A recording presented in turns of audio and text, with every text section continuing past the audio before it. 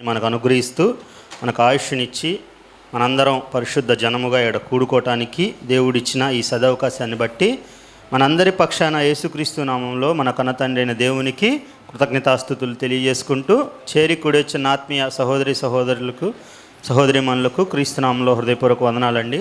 అందరూ తల్లు వంచి కళ్ళు మూసుకున్నట్లయితే చిన్న ప్రార్థన చేసుకొని వాక్యంలోకి ప్రవేశిద్దాం. ప్రార్థన.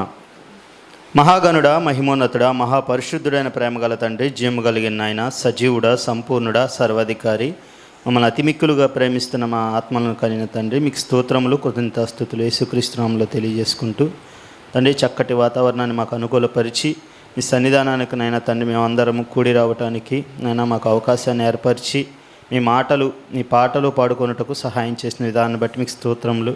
ఇగో తండ్రి, నిలువబడి మీ మాటలు నైనా తండ్రి కొన్ని ప్రకటించబోచుండగా మట్టి జ్ఞానముతో కాక నాయనా తండ్రి మీ ఆత్మజ్ఞానము చేత కొన్ని మాటలు ఇక్కడ ప్రకటించబడటానికి నాకు మీ ఆత్మ సహాయాన్ని మెండుగా అనుగ్రహించమని వేడుకొంచున్నాం తండ్రి.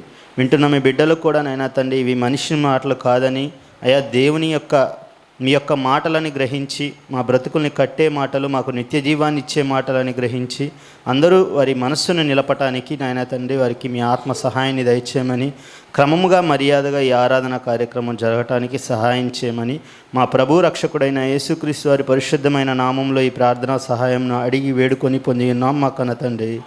ఆమేన్. మంచిదండి. మనందరం ఈరోజు జ్ఞాపకం అనే యొక్క పదం గురించి ఆలోచిద్దాం. జ్ఞాపకం గురించి జ్ఞాపకం చేసుకుందాం.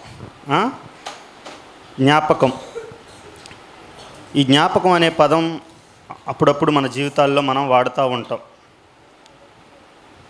ఏదైనా అర్జీ మన సందుకి రోడ్డు వేయాలన్నా, లేదా మీ ఇంటిని గూర్చి అధికారులకు ఒక విన్నపం తెలియజేసి వారు పట్టించుకోపోతుంటే వారి ఆఫీసు యొద్ద బయట నిలబడి వారు తిరుగుతున్నప్పుడు, అయ్యా నన్ను జ్ఞాపకం చేసుకోండి అయ్యా ఆయన్ని బతిమాడేస్తారు చాలామంది. నన్ను జ్ఞాపకం చేసుకో అంటే అక్కడ ఉద్దేశం ఏంటి? ఆయన పెట్టిన అర్జీ ఏదైతే ఉందో, సమస్య ఏదైతే ఉందో దాన్ని తీర్చమని, దాన్ని జ్ఞాపకం చేసుకోమని, అంతేగా. అలాగే ఎవరినైనా కొంత ధనాన్ని మనం అప్పుగా అడిగినప్పుడు, సహాయంగా అడిగినప్పుడు, వారి చుట్టూ పదే తిరుగుతున్నప్పుడు మనం వారిని అయ్యా నన్ను జ్ఞాపకం చేసుకో అంటూ ఉంటాం. అంటే దానికి గల ఉద్దేశం ఏంటి? మనం జ్ఞాపకం చేసుకోమన్న గల ఉద్దేశం, నేను అడిగిన డబ్బు ఒకసారి దాని గురించి ఆలోచన చేయని. అలా ఎంతోమంది ఒక కుటుంబంలో వ్యక్తిని కోల్పోయినప్పుడు, బిడ్డలను, భార్యను, అలా బంధుత్వంగా కొనసాగుతున్న వారిలో ఒక కుటుంబంలో ఒక వ్యక్తిని కోల్పోయినప్పుడు వారు అదే జ్ఞాపకాల్లో పడి వారు మానసికంగా కృంగిపోతున్నప్పుడు వారి దగ్గరికి వెళ్ళి మనం ఏమంటాము? అయ్యా ఆ జ్ఞాపకాల్లో నుంచి బయటికి రా అంటే ఏంటి మన ఉద్దేశం? ఎక్కువ పదే వాటి గురించి ఆలోచన చేయకుండా ముందున్న జీవితం వైపు వెళ్ళు అని. సందర్భాన్ని బట్టి జ్ఞాపకం అనే పదం యొక్క అర్థం మారుతుంది, అవునా? సందర్భాన్ని బట్టి జ్ఞాపకం అనే పదం యొక్క అర్థం మారుతుంది. సందర్భాన్ని బట్టి మనం కూడా మాట్లాడతాం, అవసరాన్ని బట్టి జ్ఞాపకం చేసుకోమని మనం చెబుతూ ఉంటాం. ఇప్పుడు కూడా ప్రతిజ్ఞ చేస్తూ చాలా విషయాలు జ్ఞాపకం ఉంచుకున్నదిను అన్నాం. నేను ఇక్కడ వాడిని కాదు, పరలోకం నుండి వచ్చిన వాడిని అని జ్ఞాపకం ఉంచుకుంటా అని అంటున్నాం. ఈ సందర్భం ఏంది? ఆయన్ని మనం పరలోకం నుండి వచ్చాం, ఇక్కడ పరదేశులుగా ఉన్నాం, మరలా అక్కడికి చేరవలసిన వాడిని అని ఇది జ్ఞాపకం ఉంచుకోవటం. అంటే సందర్భాన్ని బట్టి జ్ఞాపకం అనే పదం యొక్క అర్థం మారుతుంది కదా. ఇది ఇలాగే మనసులో పెట్టుకొని మనం ఎప్పుడు ప్రతి వారం చదువుకునే ఒక వచనం చదువుకున్నాం. కొరింథీయులు రాసిన మొదటి పత్రిక 11వ అధ్యాయము 23, 24, 25 వచనాలు చదువుదాం. నేను మీకు అప్పగించిన దాన్ని ప్రభు వలన పొందితిని. ప్రభు అయిన యేసు తాను అప్పగింపబడిన రాత్రి ఒక రొట్టెను ఎత్తుకొని కృతజ్ఞతాస్తుతులు చెల్లించి దాన్ని విరిచి, ఇది మీ కొరకైన నా శరీరము, నన్ను జ్ఞాపకము చేసుకొనుటకై దీన్ని చేయుడని చెప్పాను. ఆ ప్రకారమే భోజనమైన పిమ్మట ఆయన పాత్రను ఎత్తుకొని, ఈ పాత్ర నా రక్తము వలనైన క్రొత్త నిబంధన, మీరు దీనిలోని త్రాగునప్పుడల్లా నన్ను జ్ఞాపకము చేసుకొనుటకై దీన్ని చేయడని చెప్పాను. ఇక్కడ 2 సార్లు మనకి ఒక పదం, ఇప్పుడు దాకా మాట్లాడుకున్న పదం మనకు తారసపడింది. ఏంటది? జ్ఞాపకం. మరి మన జ్ఞాపకం చేసుకుంటున్నామా లేదా? ప్రతి ఆదివారం ఇక్కడికి వచ్చి మనం ప్రభువుని జ్ఞాపకం చేసుకుంటున్నామా లేదా? ఇప్పుడు ఇక్కడికి మనం ఎందుకు వచ్చాం? ఆయన జ్ఞాపకం చేసుకోవడానికే కదా, ఆయన జ్ఞాపకం చేసుకోవడానికే వచ్చాంగా. ఈ లేఖనాన్ని మనం తూచా చెప్పకుండా ప్రతి వారం పాటిస్తున్నట్టే ఉంది చూసారా. ప్రతి వారం మనం ఇక్కడికి వచ్చి ఆయన యొక్క ప్రభు యొక్క బలలోకి అనగా ఆయన యొక్క శరీరంలోనికి, ఆయన రక్తంలోకి ప్రతి వారం వచ్చి ఏం చేస్తున్నాం? పాలిభాగస్తులు అవుతున్నాం. అంటే దీన్ని మనం సరిగానే జ్ఞాపకం చేసుకున్నట్టేనా? వేస్తున్నాం కదా, ఉంటున్నాం, అందులో పాలిభాగస్తులు అవుతున్నాంగా. అంటే ఆ మాటను మాత్రం మనం జ్ఞాపకం చేసుకుంటున్నాం. కానీ ఇప్పుడు సందర్భం ఏంటి ఇది అసలు? ఇది సందర్భం ఏంటి అసలు? ఇక్కడ మనకు కావాల్సిన లోక సంబంధమైన వాటిల్లో సందర్భాన్ని ఆలోచించి సందర్భోచితంగా చక్కగా జ్ఞాపకం గురించి ఆలోచన చేస్తున్నాం, అలా పదాన్ని వాడుకుంటున్నాం. మరి ఇక్కడ జ్ఞాపకం చేసుకోవటం అంటే అసలు ఈ యొక్క సందర్భంలో పౌలు గారు ఒక పత్రిక రాస్తూ ఈ సందర్భాన్ని ఎందుకు మధ్యలో తీసుకొచ్చాడు? ఇప్పుడు ఏదైనా మనం మాట్లాడుతున్నప్పుడు కూడా సందర్భానుసారంగా పదాలు వాడతాం, ఇష్టం వచ్చినట్టుగా మాట్లాడడం కదా, సందర్భానుసారంగా మాట్లాడతాం. పౌలు గారు కూడా అసలు ఆయన పత్రికలు రాస్తున్నప్పుడు సంఘం శ్రమల గుండా వెళ్తుంది అనుకోండి, వారి శ్రమలను ఉద్దేశించి రాస్తూ అట్లా ఇట్లా ఆయన రాసి ఎవరికి లింకప్ చేస్తాడు తెలుసా? క్రీస్తు వారికి లింకప్ చేస్తాడు. ఆయన కూడా మనం అనుభవిస్తున్న శ్రమలన్నీ మనతో సహానుభవం లేనివాడు కాడు అంటాడు. మనం పడుతున్న శ్రమలన్నీ ఆయన అనుభవించిన వాడే కాబట్టి మనకి సహాయం చేయటానికి ఆయన మనకి చాలినవాడని ఆయనకి లింకప్ చేస్తాడు. ఒక సంఘం భేద స్థితిలో, ఒక ధనం లేని స్థితిలో కొట్టుమెట్లాడుతాం, ఆ సంఘానికి రాస్తూ అన్నీ చెప్పి ఎట్లా ఉండాలో ఎవరికి లింకప్ చేస్తాడో తెలుసా? క్రీస్తు వారికి లింకప్ చేస్తాడు. ఆయన ధనవంతుడై ఉండి మనల్ని ధనవంతుడుగా చేయటానికి దరిద్రుడుగా కిందకు వచ్చాడు అంటాడు భూమి మీదకి. ఆయన ధనవంతుడు, మనల్ని ధనవంతులుగా చేయటానికి ఈ భూమి మీదకి దరిద్రుడుగా వచ్చాను అంటాడు. అసలు ఏది చూడండి మీరు, ఏది చూసినా ఒక ఇదిని తీసుకెళ్తూ మాదిరికరమైన జీవితాన్ని, అయ్యా మీరు బతకాలి బతకాలి బతకాలి అని అనేకై చూపించి మనం ఆయన అడుగుజాడల యందు నడుచుకున్న వలన ఆయన మనకి మాదిరి ఉంచిపోయాడు అంటాడు. అసలు చూస్తే మీరు ఇదిగో ఎబ్రీ పత్రికలో 11వ అధ్యాయంలో విశ్వాస వీరులు జాబితా రాస్తాడు. చాలామంది భక్తుల గురించి రాసి మళ్ళీ దాన్ని తీసుకెళ్ళి లింకప్ ఎవరికి చేస్తాడు తెలుసా? క్రీస్తు వారికి చేస్తాడు. విశ్వాసమునకు కర్తయు దాన్ని కొనసాగించేవాడు అయినా క్రీస్తు వైపు చూడాలంటాడు. అప్పుడు దాకా అలా గురించి చెప్తాడు. వీళ్ళనే కాదు, అసలు వీళ్ళకి మూలమైన విశ్వాసమునకు కర్తయు దాన్ని కొనసాగించేవాడైనా క్రీస్తుని చూడాలంటాడు. అంటే అద్భుతంగా పౌలు గారు సంఘానికి సందర్భంలో ఏం కావాలో దాన్ని అలా తీసుకొచ్చాడు పెడతాడు. ఆయనే మన మాదిరి కాబట్టి ఆయన కొనసాగిస్తేనే, ఆయన్ని మన జీవితాలకి లింక్ చేసుకుంటేనే మన జీవితం సరైన ట్రాక్లో వెళ్ళిద్ది. అందుకని ఈ సందర్భంలో కూడా ఈ సంఘంలో చాలా సమస్యలు ఉన్నాయి, చాలా విభేదాలు ఉన్నాయి. చాలా ఉన్న వాటికి చాలా మాట్లాడుకుంటూ వచ్చి 10 అధ్యాయాలు మాట్లాడుకుంటూ వచ్చి ఒక సందర్భంలో ప్రభువారి యొక్క త్యాగాన్ని, ప్రభువారి యొక్క బలియాగాన్ని దాన్ని ఉద్దేశించి ఎప్పుడు మనం వారం వారం చేసి దాన్ని మీరు జ్ఞాపకం చేసుకోవాలి అని దీన్ని తీసుకొచ్చి అక్కడ పెడుతున్నాడు. దీని సిచ్యువేషన్ ఏంటి, మరి దీని జ్ఞాపకం ఏంటి, ఈ జ్ఞాపకం చేసుకోగల సందర్భం ఏంటో మనం ముందుకెళ్ళి చదివితే మనకు అర్థమైద్ది. 11వ అధ్యాయము 16వ వచనం చదువుదాం. ఒక్క నిమిషం, 16 కాదు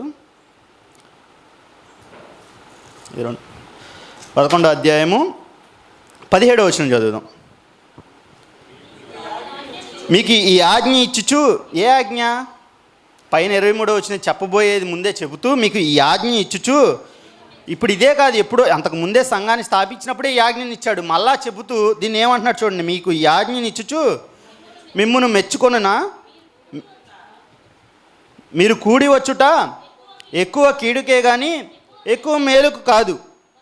మొదటి సంగతి ఏమనగా, మీరు సంఘమందు కూడి ఉన్నప్పుడు మీలో కక్షలు కలవని వినుచున్నాను, కొంత మటుకు ఇది నిజమని నమ్ముచున్నాను.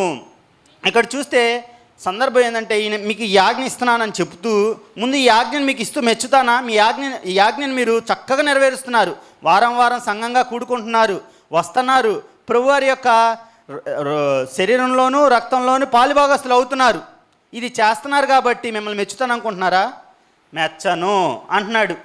అదేంది, మనం కూడా చేస్తున్నాం కదా, ఇప్పుడు వారం వారం వచ్చి మనం కూడా చేస్తున్నాం కదా, మనల్ని మెచ్చుతాడు అనుకుంటున్నారా? ఏమన్నాడు అక్కడ, మీలో కక్షలు కలవని వినుచున్నాను, ఇది కొంత మటుకు నిజమని నమ్ముచున్నాను అంటున్నాడు. అంటే ఇప్పుడు సంఘంలో కక్షలుండి, సహోదరుల మధ్య కక్షలుండి ఇవి వారం వారం మర్చిపోకుండా జ్ఞాపకం చేసుకొని ఆయన రక్తమాంసంలో పాలిభాగస్తులు అవుతే దేవుడు మెచ్చుతాడా? మెచ్చడంట. ఈ సంఘంలో ఉన్న పరిస్థితి ఏందో చూద్దాం. మొదటి అధ్యాయంకి వెళ్దాం. ఒకసారి చూడండి.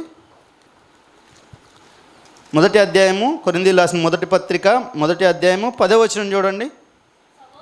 సహోదరులారా, మీరందరూ ఏకభావంతో మాట్లాడవలననియు మీలో కక్షలు లేక ఏక మనసుతోనూ ఏక తాత్పర్యముతోనూ మీరు సన్నద్ధులై ఉండవలనని మన ప్రభు అయిన యేసుక్రీస్తు వారి పేరిట వేడుకొనుచున్నాను. నా సహోదరులారా, మీలో కలహములు కలవని మిమ్మల్ని గూర్చి క్లోయి ఇంటి వారి వలన నాకు తెలియవచ్చును. సంఘంలో ఏమున్నాయంట?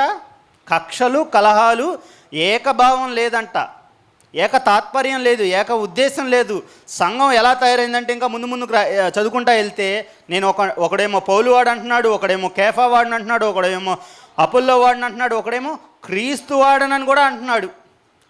అసలు నిజంగా ఇప్పుడు క్రీస్తు వాడిని అంటే తప్పేమైనా ఉందా? ఇప్పుడు కొంతమంది నేను క్రీస్తు వాడను అని అంటున్నారు, తప్పేమైనా ఉందా అందులో? అనొచ్చాలా? ఇప్పుడు సంఘంలో ఎవరన్నా మానేశారనుకోండి, సంఘానికి సరిగా రావట్లా, క్రమంగా రావట్లా. ఏంటి బ్రదరు సంఘానికి రావట్లా, కూడికలకు రావట్లా, ఏంటమ్మా రావట్లేదు, ఎందుకు రావట్లేదు? రావాలమ్మా, నువ్వు దేవుణ్ణి అలా విడిచిపెట్టకూడదు అంటే వాళ్ళు అనే మాట ఏందో చెప్పండి. వాళ్ళే కాదు, మనం కూడా అనే మాట ఏందో చెప్పండి.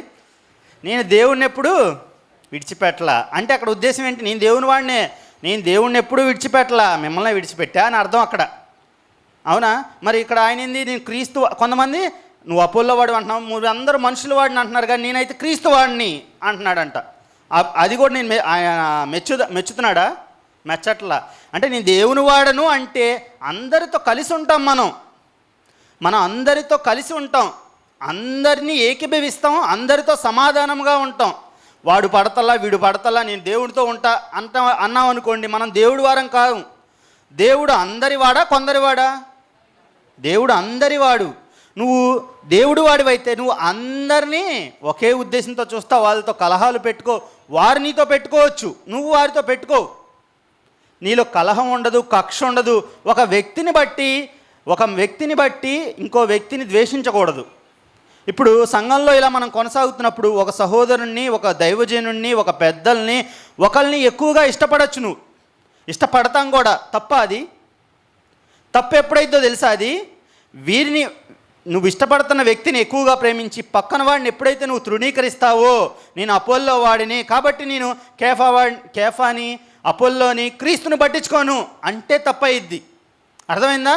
నేను పౌలు వాడిని, నేను క్రీస్తు వాడిని అని మిగతా వాళ్ళని వదిలేసామనుకోండి, పట్టించుకోవట్లేదు అనుకోండి, లెక్కలేని తనంగా వీడిని ప్రేమించినంత, మనకిష్టమైన వ్యక్తిని ప్రేమించినంతగా వాడిని ప్రేమించకుండా తృణీకరిస్తున్నాం అనుకోండి, అప్పుడు అది పాపమై కూర్చునిద్ది మనకి.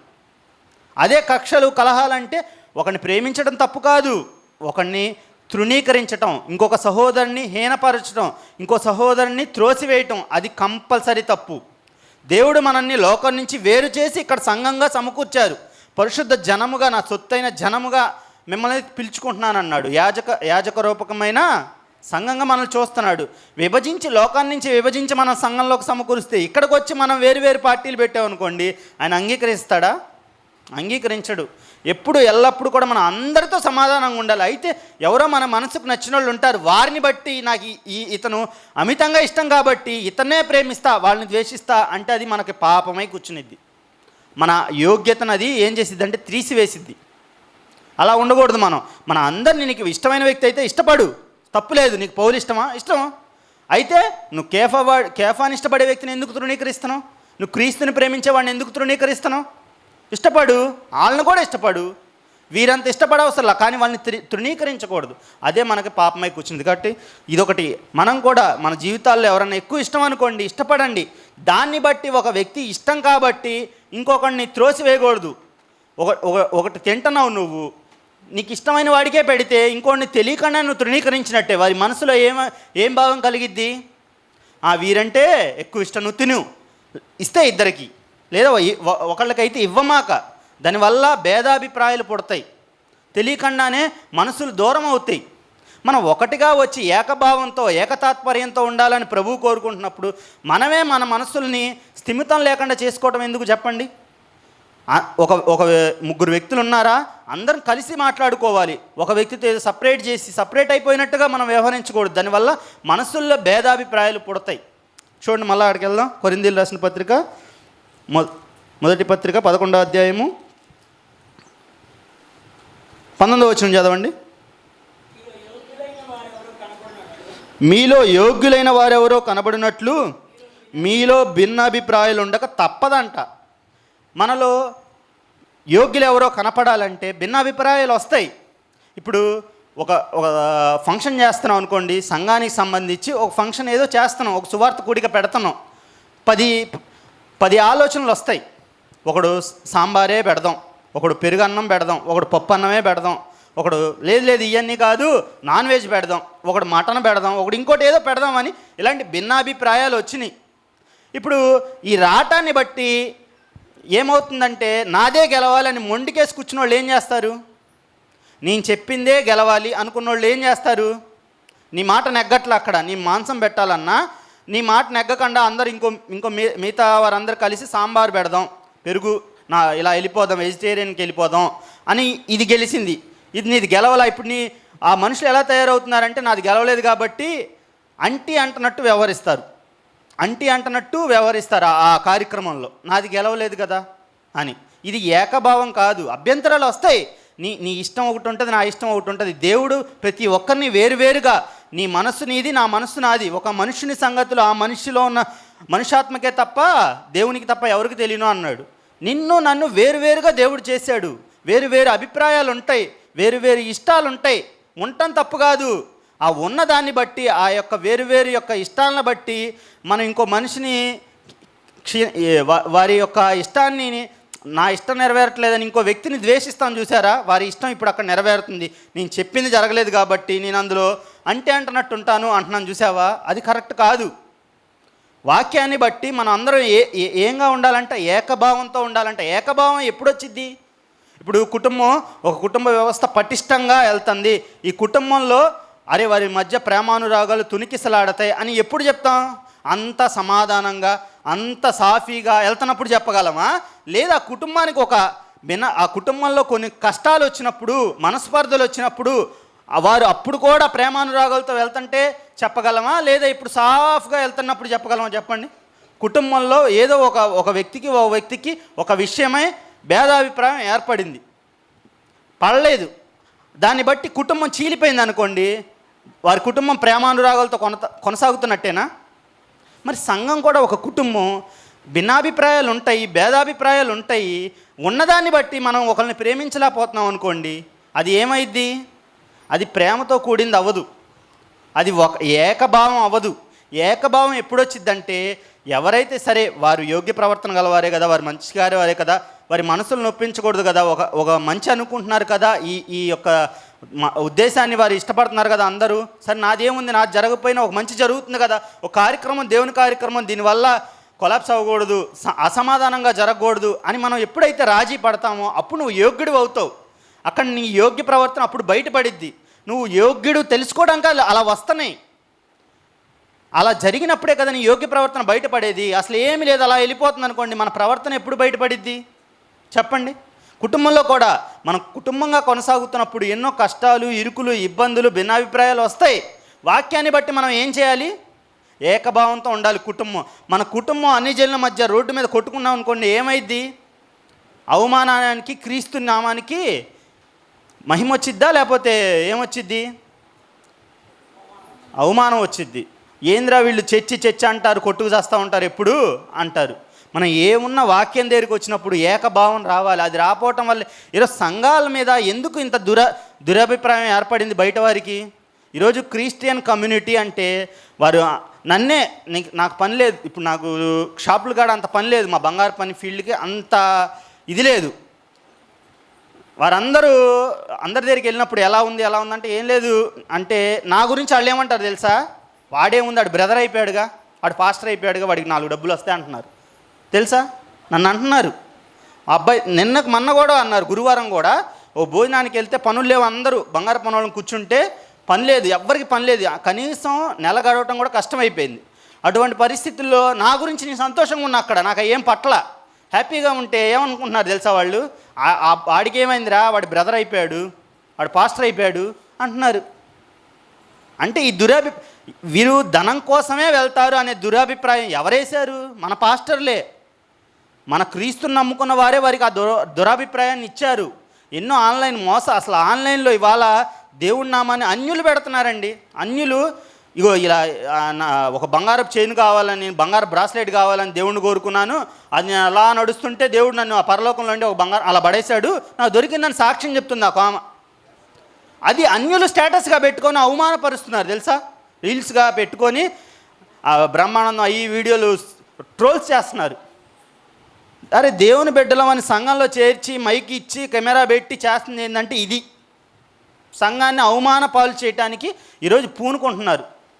మరి ఎందుకు ఇలాంటి ఉద్దేశాలు వస్తున్నాయంటే బోధించేవాళ్ళు ఇగో వాక్యం మీదకి రావట్లా, ఏక ఉద్దేశానికి రావట్లా, కొట్టుకు సావటం, కలహాలు ఇయే. కానీ అరే అందరం ఒకటే కదా, మన సార్వత్రిక సంఘంగా ఒకటే కదా అని రావట్లా.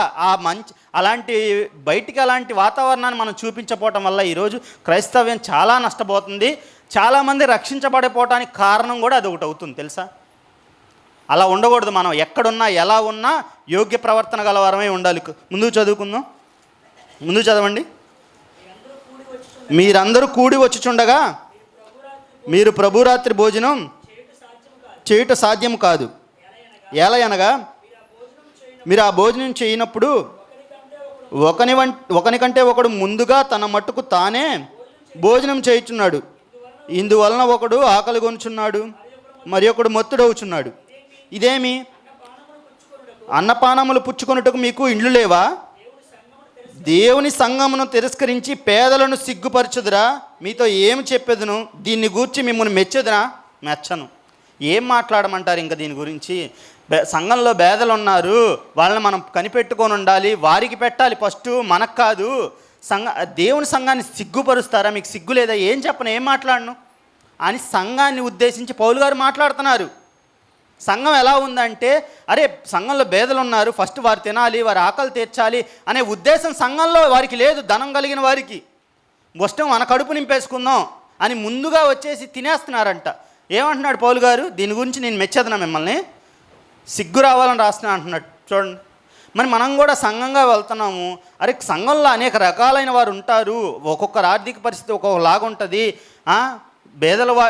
బేదలైన వారు ఉంటారు, వృద్ధులు ఉంటారు, విధవరాళ్ళు ఉంటారు, చాలామంది అనాథలు ఉంటారు. వీరికి మనం ఏం చేస్తున్నాం? మన వంతు సహాయం మనం ఏం చేస్తున్నాము?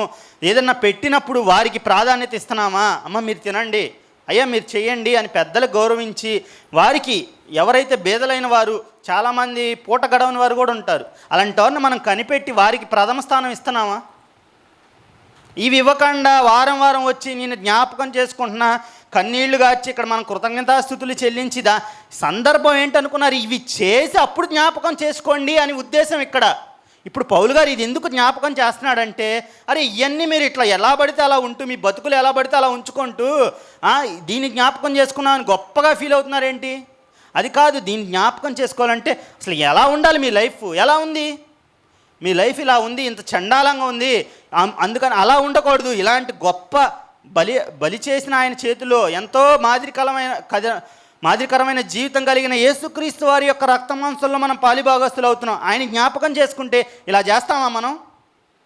నీకు క్రీస్తు వారి జ్ఞాపకం ఉంటే ఇది చేస్తామా? ఒక ప్రభు యొక్క శరీరంలో రక్తంలో పాలిభాగస్తుడయ్యే జీవితాలు ఇలా ఉంటాయా అని ప్రశ్నిస్తున్నాడు. అలా రాసుకుంటూ వచ్చు 33వ వచనం చదవండి. కాబట్టి నా సహోదరులారా, ఆ సందర్భం అయిపోయింది, ఆయన జ్ఞాపకం చేసి ఆ సందర్భం అయిపోయి కన్క్లూజన్ ఇస్తున్నాడు చూడండి. కాబట్టి నా సహోదరులారా, భోజనము చేయుటకు మీరు కూడి వచ్చినప్పుడు ఒకని కొరకు ఒకడు కనిపెట్టుకొని ఉండండి. ఏందంట? ఒక సంఘంగా వెళ్తున్నప్పుడు అనేక కార్యక్రమాలు జరుగుతాయి, అనేక సందర్భాలు జరుగుతాయి. ఇలాంటి అప్పుడు మనం ఏం చేయాలంట? ఒకరిని ఒకడు కనిపెట్టుకోవాలి.